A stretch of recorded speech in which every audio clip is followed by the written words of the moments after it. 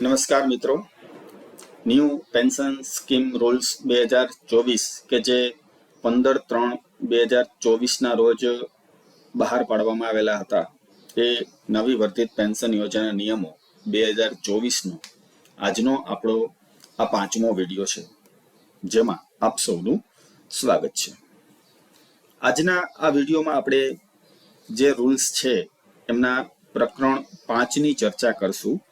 આ પ્રકરણ 5 જે છે એ રાજ્યની જે સ્વાયત્ત સંસ્થાઓ છે, ઓટોનોમસ જે બોડીઝ છે, એ સંસ્થાઓમાં આપણી ન્યૂ પેન્શન સ્કીમ કઈ રીતે અમલ કરવી એમના સૂચિત જે પગલાં છે એ આપણે આ વિડીયોની અંદર જોશું.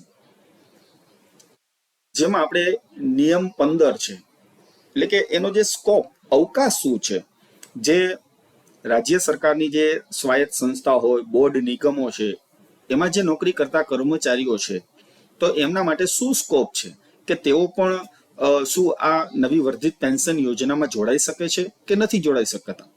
તો તેમની ચર્ચા જે છે એ નિયમ 15માં કરવામાં આવેલી છે. જોઈએ આપણે કે આ નિયમોના નિયમ 2 મુજબ રાજ્ય સરકારના કર્મચારીઓની સમકક્ષ નિવૃત્તિના લાભો માટે પાત્રતા ધરાવતા બોર્ડ નિગમોમાં રાજ્યની સ્વાયત્ત સંસ્થાઓમાં 1 એપ્રિલ 2005ના રોજ અથવા તે પછી નિયમિત ધોરણે નિમણૂક પામેલા કર્મચારીઓને લાગુ પડશે. આ કર્મચારીઓના કાયમી પેન્શન એકાઉન્ટ નંબર, એટલે કે પરમેનન્ટ પેન્શન એકાઉન્ટ નંબર સંબંધિત સ્વાયત્ત સંસ્થા, બોર્ડ, નિગમ દ્વારા ફાળવવામાં આવશે. તો આ નિયમ એવું કહેવા માંગે છે કે 1 એપ્રિલ 2005ના રોજ અથવા તો ત્યાર પછી જે કોઈ પણ બોર્ડ, નિગમ કે સ્વાયત્ત સંસ્થામાં નોકરીએ લાગેલા છે, પરંતુ જે રાજ્ય સરકારના જે કર્મચારીઓ છે એમની સમકક્ષ જો નિવૃત્તિના લાભો ધરાવતા હોય તો તેમને આ યોજના છે એ લાગુ પડશે. બીજું કે જે રાજ્ય સરકારના કર્મચારીઓ છે તો એમને જે પરમેનન્ટ પેન્શન એકાઉન્ટ નંબર છે એ કોણ ફાળવે છે? તો નિયામક કચેરી જે છે PFRDA એ ફાળવે છે. જ્યારે આ જે સંસ્થાના જે કર્મચારીઓ છે તો એમને જે PPN નંબર છે એ સંબંધિત જે સ્વાયત્ત સંસ્થા કે બોર્ડ નિગમ હોય એમના દ્વારા ફાળવવામાં આવશે. નિયમ 16, સંમતિ પત્ર માટેની દરખાસ્ત. તો રાજ્યની જે સ્વાયત્ત સંસ્થાઓ છે એમણે જરૂરી ચેકલિસ્ટ જે આપેલું છે એમની સાથે જરૂરી જે આધાર પુરાવા છે એ સંબંધિત વહીવટી વિભાગ દ્વારા નાણાં વિભાગને સંમતિ પત્ર માટે વિગતવાર દરખાસ્ત મોકલવી પડશે. મતલબ કે સ્વાયત્ત સંસ્થાના જો કર્મચારીઓ છે એમને પોતાના કર્મચારીઓને, એ સંસ્થાએ પોતાના કર્મચારીઓને જો આ નવી વર્ધિત પેન્શન યોજનામાં જોડવા હોય તો જે ચેકલિસ્ટ છે એની સાથે જરૂરી આધાર પુરાવા જોડી વહીવટી વિભાગ દ્વારા નાણાં વિભાગ પાસે સંમતિ માટે આ પત્રક છે એ મોકલવાનું રહેશે, દરખાસ્ત કરવી પડશે. તો સંમતિ પત્ર છે એની દરખાસ્ત સાથે શું શું જોડવું પડશે એની ચર્ચા જોઈએ આપણે. સંમતિ પત્રની દરખાસ્ત ઓથોરિટી દ્વારા નિયત કરેલ ફોર્મ પર સક્ષમ સત્તાધિકારીના જરૂરી સહી સિક્કા સાથે મોકલવાની રહેશે. રાજ્યની સ્વાયત્ત સંસ્થા તરીકે સંબંધિત સંસ્થા ક્યારે અસ્તિત્વમાં આવી તે અંગેના આધાર પુરાવા પણ જોડવા પડશે. જે સ્વાયત્ત સંસ્થા છે એ ક્યારે અસ્તિત્વમાં આવેલી છે એના આધાર પુરાવા એમણે જોડવા પડશે.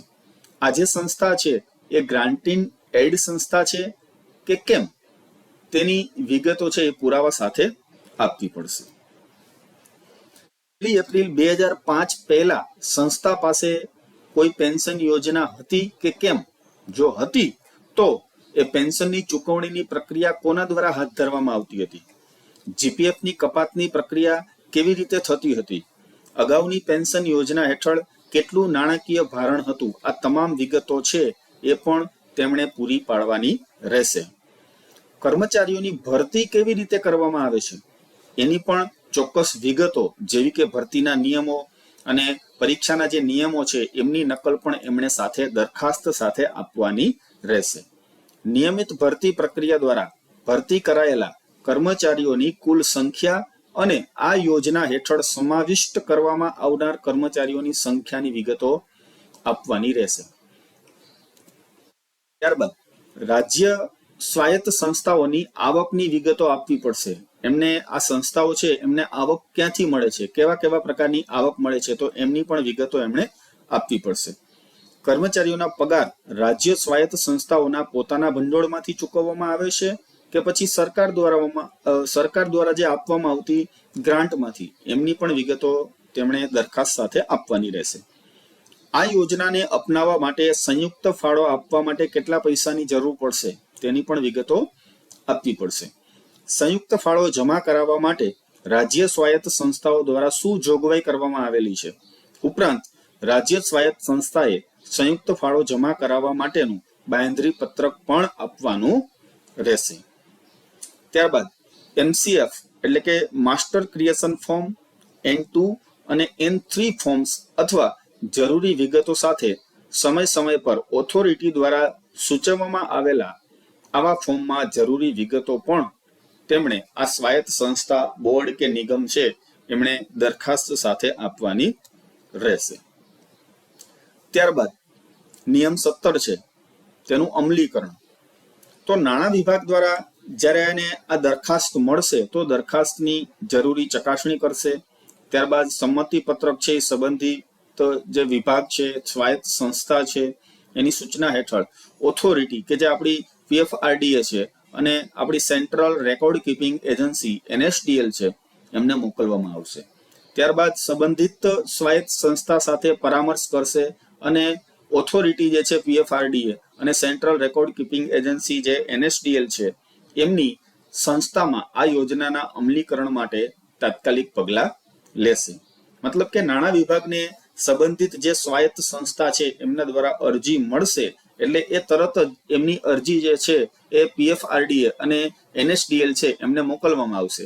NSDL અને PFRDA છે એ સંબંધિત જે સંસ્થા છે, સ્વાયત્ત સંસ્થા છે, એમની સાથે જરૂરી પરામર્શ કરી અને એ જે સ્વાયત્ત સંસ્થા છે એમાં આ યોજનાનું અમલીકરણ થશે કે નહીં એ માટેના એ તાત્કાલિક પગલાં લેશે. નિયમ 18 છે ખર્ચની ચૂકવણી. કેમ કે જો આ સંસ્થાની અંદર આ રૂલ્સ છે એ અમલી બનાવવામાં આવશે, આ યોજના છે અમલી બનાવવામાં આવશે, તો એના ખર્ચની જે તમામ પ્રકારની જે ચૂકવણી છે એ કઈ રીતના થશે. તમામ નાણાકીય ખર્ચ જેમ કે સેન્ટ્રલ રેકોર્ડ કીપિંગ એજન્સી દ્વારા નક્કી કરાયેલા ચાર્જીસ, કર્મચારીઓનો પગાર, મેચિંગ યોગદાન એટલે કે જે ફાળો કપાવવામાં આવે છે તે, આ તમામ જે છે એ ખર્ચ એ સંબંધિત સ્વાયત્ત સંસ્થા દ્વારા ઉઠાવવામાં આવશે. તો આ સાથે આપણો આ જે વિડીયો છે એ અહીંયા પૂર્ણ થાય છે. આપ સૌને વિડીયોના અંતે એક વિનંતી છે કે જો આપને આ વિડીયો ગમે તો વિડીયોને લાઈક કરો, તમારા અન્ય મિત્રો સાથે પણ શેર કરો, સાથે સાથે અમારી ચેનલને સબસ્ક્રાઇબ કરો અને બાજુમાં આવેલ બેલ આઇકન પર પણ ક્લિક કરો જેથી કરીને આવનારા સમયમાં નવા વિડીયોની નોટિફિકેશન આપને મળતી રહે. આપ જો મારો સંપર્ક કરવા માંગતા હોય તો અહીંયા મારા વોટ્સએપ નંબર આપેલા છે, પણ ફક્ત વોટ્સએપ ઉપર મેસેજ કરવો અને અહીંયા મારું મેલ આઈડી પણ આપેલું છે, તમે ઈમેલ દ્વારા પણ મારો સંપર્ક કરી શકો છો.